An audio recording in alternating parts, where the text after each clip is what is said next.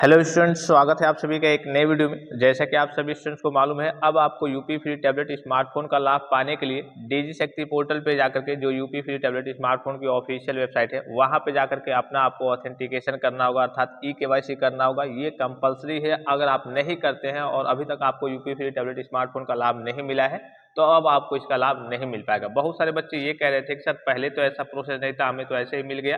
तो पहले की बात अलग थी। ये जो अपडेट आई है लगभग 15-20 दिन अभी हो रहे हैं, उसके बाद से ये सभी बच्चों के लिए कंपलसरी कर दिया गया है। विभाग के द्वारा ऑफिशियल नोटिफिकेशन भी रिलीज किया गया है। अगर आप रेगुलर वीडियोज देखते होंगे तो आपको सारी चीजें मालूम होंगी, टेलीग्राम पे होंगे तब भी आपको सारी चीजें मालूम होंगी। अब रजिस्ट्रेशन करते समय बच्चों के सामने समस्याएं भी आ रही है, जैसे कि हो सकता है कि आपका पेंडिंग करके आ रहा हो, या फिर नो रिकॉर्ड फाउंड करके आ रहा हो, या फिर फेल्ड करके आ रहा हो, या फिर अंडर प्रोसेसिंग करके आ रहा हो। तो इसका समाधान क्या है, इसके बारे में बात करेंगे और कैसे आपको ई केवाईसी करना है फुल प्रोसेस में आपको इस वीडियो के माध्यम से बताने वाला हूं। सबसे पहले तो सभी स्टूडेंट से रिक्वेस्ट है, जिन्होंने अभी तक चैनल को सब्सक्राइब नहीं किया है, UP free tablet smartphone, UP scholarship और अन्य एजुकेशनल अपडेट्स के लिए आप सभी स्टूडेंट चैनल को सब्सक्राइब कीजिए, बेल आइकन को प्रेस करके ऑल पे क्लिक कर लीजिए। और जो भी स्टूडेंट टेलीग्राम चैनल को नहीं ज्वाइन किए हैं, टेलीग्राम चैनल को ज्वाइन कर सकते हैं फास्ट अपडेट्स के लिए। देखिए यहाँ पे एक आपको लिंक दिख जाएगा, ई केवाईसी थ्रू मेरी पहचान। सबसे पहले तो आपको क्या करना होता है, चेक करना होता है कि आपका यूपी फ्री टैबलेट स्मार्टफोन के लिए रजिस्ट्रेशन हुआ भी है या फिर नहीं। डायरेक्ट लिंक जो है इसका मैं इसी वीडियो के डिस्क्रिप्शन बॉक्स में सबसे ऊपर दे रहा हूं। जैसे ही आप उस पर क्लिक करेंगे तो आपके सामने कुछ इस प्रकार का इंटरफेस ओपन होकर आएगा। ठीक है, जैसे उस पर क्लिक करेंगे आपके सामने कुछ इस प्रकार का इंटरफेस ओपन होकर आएगा। तो यहाँ पे आपको अपना डिटेल्स फिलअप करना होगा। यहीं से आप चेक करेंगे कि हाँ आपका रजिस्ट्रेशन हुआ है या फिर नहीं। तो सबसे पहले जो भी आपका यूनिवर्सिटी होगा, बोर्ड होगा, तो यहाँ पे फिलअप करना है। फिर कॉलेज का नाम फिलअप करना है और इनरोलमेंट नंबर, जो आपके बोर्ड का रजिस्ट्रेशन नंबर होता है, यूनिवर्सिटी का रजिस्ट्रेशन नंबर होता है, उसको यहाँ पे फिलअप करना होता है। इस कैप्चा को यहाँ पे फिलअप करके सर्च के ऑप्शन पे आपको क्लिक करना होता है। अब जैसे सर्च के ऑप्शन पे क्लिक करेंगे आपके सामने कुछ इस प्रकार का इंटरफेस ओपन होकर आएगा। तीन तरीके से यहाँ पे आपके सामने ऑप्शन आ सकता है। यहाँ पे देखिए, एक आपका पेंडिंग करके आ सकता है, या फिर आपका फेल्ड करके आ सकता है, या फिर जो बच्चे चेक कर रहे होंगे उनका, कई बच्चों का नो रिकॉर्ड फाउंड करके आ रहा होगा, या फिर अंडर प्रोसेसिंग करके आ रहा होगा। तो सबके बारे में सबसे पहले एक एक करके समझ लीजिए। सबसे पहले अगर यहाँ पे आपका पेंडिंग आ रहा होगा और यहाँ लिंक का ऑप्शन आ रहा होगा, यानी कि आपका रजिस्ट्रेशन यहाँ पे हुआ हुआ है और आपको ई केवाईसी करना है, आपके लिए लिंक अवेलेबल है।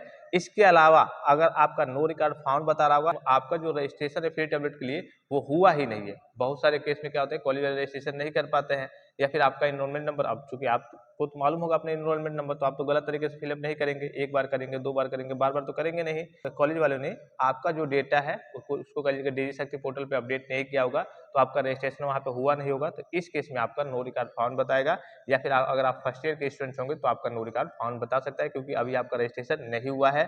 फेल्ड बच्चों के बारे में बात करें, अगर यहाँ पे आपका फेल्ड भी दिखा सकता है। ठीक है, क्या करके दिखा देगा, फेल्ड दिखा देगा। इसका मतलब कि आपके किसी नाम में त्रुटि है। अब ये नाम में दो प्रकार से देखिए, एक तो मान लीजिए कि आपके डॉक्यूमेंट्स हो गए, जैसे कि आपका आधार कार्ड हो गया, आपके हाई स्कूल के मार्कशीट हो गई, उसमें डॉक्यूमेंट्स में जैसे नाम, आपका डेट ऑफ बर्थ, या फिर कहिए कि आपका जेंडर मिसमैच कर रहा है, तो इसके चलते फील्ड की समस्या आएगी। या फिर डॉक्यूमेंट्स में आपकी सारी चीज़ें सही है, जो डीजी शक्ति पोर्टल पे डेटा अपडेट हुआ है, जिसे भी कहिए कि जो आपके कॉलेज के नोडल अफसर होते हैं जिन्होंने अपडेट किया है, उनकी ओर से कोई गलती हो गई है कि हाँ इसमें उन्होंने, जैसे मान लीजिए कि आपका नाम है राहुल, तो RAHU किया, RAHEL लिख दिया है उन्होंने। तो इस केस में आपके डॉक्यूमेंट्स में तो कुछ और है, आधार कार्ड में और मार्कशीट में तो कुछ और है, और जो डेटा अपडेट किया गया डीजी शक्ति पोर्टल पे टीचर ने कुछ और अपडेट कर दिया है, स्पेलिंग में मिस्टेक है, या फिर जेंडर में, या फिर डेट ऑफ बर्थ में। तो इस केस में आपके सामने फील्ड की समस्या आएगी। तो इसके लिए आप अपने कॉलेज के नोडल अफसर से बात करेंगे तो वो करेक्शन कर देंगे। अगर आपके डॉक्यूमेंट्स में कोई त्रुटि होगी तो उसको आपको अपने स्तर से जाकर के करेक्शन कराना होगा, सही कराना होगा। ठीक है, तो ये हो गया नो रिकॉर्ड फाउंड के बच्चों के लिए, पेंडिंग के बच्चों के लिए और फेल्ड के बच्चों के लिए। अब बात कर लेते हैं अंडर प्रोसेसिंग वाले बच्चों के लिए। अगर आपका अंडर प्रोसेसिंग करके आ रहा है, ठीक है, अंडर प्रोसेसिंग का आगे भी कई सारी चीजें आ रही होंगी, मतलब मेन है कि अंडर प्रोसेसिंग अभी आपका प्रोसेसिंग में पड़ा हुआ है। इसका मतलब कि अभी आपका जो फॉर्म है, जो आपके यूपी फ्री टैबलेट स्मार्टफोन का रजिस्ट्रेशन है, वो तो हो गया है, लेकिन कॉलेज के द्वारा उसको व्यवस्थित करके अभी लॉक नहीं किया गया है। जैसे ही लॉक होगा आपके सामने भी इस प्रकार का लिंक आ जाएगा, इस पर क्लिक करके आप भी अपना रजिस्ट्रेशन कर पाएंगे। जैसे ही लॉक होगा मैं भी आपको इन्फॉर्म कर दूंगा, आपका ऑप्शन आएगा तो मैं भी आपको इन्फॉर्म कर दूंगा। तो ये अंडर प्रोसेसिंग वाले बच्चों के लिए था। अब मान लीजिए कि आपका यहाँ पे पेंडिंग दिखा रहा है, लिंक यहाँ पे आ गया, ठीक है, तो आपको यहाँ पे इस वाले ऑप्शन पे आपको क्लिक करना होता है। ठीक है, प्रोसेसिंग वाले बच्चों को देखिए कुछ इस प्रकार से दिखाएगा, your data verification is under process, यहाँ पे दिखा रहा होगा कुछ इस प्रकार से, your data verification is under process करके दिखाएगा। और इसके नीचे भी आ सकता है कई सारे ऑप्शन कि हाँ भी आपका कॉलेज के द्वारा लॉक नहीं किया गया है, जैसे ही कॉलेज से आपका व्यवस्थित होगा उसके बाद से, तो वही मतलब है कि अंडर प्रोसेसिंग में भी आपका पड़ा हुआ है। कॉलेज से अभी लॉक नहीं हुआ है, ठीक है। तो जैसे ऊपर वाले लिंक पे आप क्लिक करेंगे तो आपके सामने कुछ इस प्रकार का इंटरफेस ओपन होकर आएगा। मेरी पहचान पोर्टल पे जाकर के आपको रजिस्ट्रेशन करना है। ये गवर्नमेंट की वेबसाइट है। तो यहाँ पे अगर आप पहले से रजिस्टर्ड है तो यहाँ पे यूजर नेम फिलअप करना है, पासवर्ड फिलअप करना है, इस पर क्लिक करके यहाँ पे क्लिक करना है। लेकिन मैक्सिमम नंबर ऑफ स्टूडेंट्स यहाँ पे पहली बार आए होंगे तो यहाँ पे न्यू यूजर के ऑप्शन पे आपको क्लिक करना है, ठीक है। अब जैसे ही न्यू यूजर के ऑप्शन पे आप क्लिक करेंगे तो आपके सामने कुछ इस प्रकार का इंटरफेस ओपन हो जाएगा और यहाँ पे बस आपसे नॉर्मल से डिटेल्स आपसे मांगे जाएंगे। आपका करिए कि जो यहाँ पे देखिए मोबाइल नंबर हो गया, ठीक है, आपका नाम हो गया, जेंडर हो गया, डेट ऑफ बर्थ हो गया, ये ओटीपी जाएगा तो ओटीपी को यहाँ पे फिलअप करना है। बस बेसिक से डिटेल्स है। पर्सनल मैसेज में आप कुछ भी फिलअप कर सकते हैं, नाम के आगे कुछ भी समथिंग कुछ भी। यूजर नेम आप थोड़ा सा ऑथेंटिक अपने नाम से ही और उसके आगे कुछ ऐड कर देंगे, नेम का डेटा वगैरह, और उसका से पासवर्ड थोड़ा सा स्ट्रांग तरीके से बना लेंगे। बस इन सारी चीज़ों को फिलअप करके और यहाँ पे एक नीचे ऑप्शन दिख जाएगा आपको एक्सेप्ट का, इस वाले ऑप्शन पे आपको क्लिक करना है। और जैसे एक्सेप्ट के ऑप्शन पे क्लिक करेंगे उसके बाद से यहाँ पे आपका करिए कि रजिस्ट्रेशन कंप्लीट हो जाएगा। जो आपने बनाया होगा पासवर्ड वगैरह, यूजर नेम वगैरह, उनको फिलअप करके यहाँ पे, और यहाँ पे दिख रहा होगा आपको ये कैप्चा फिलअप करके फिर यहाँ पे साइन अप के ऑप्शन पे आपको क्लिक करना होता है।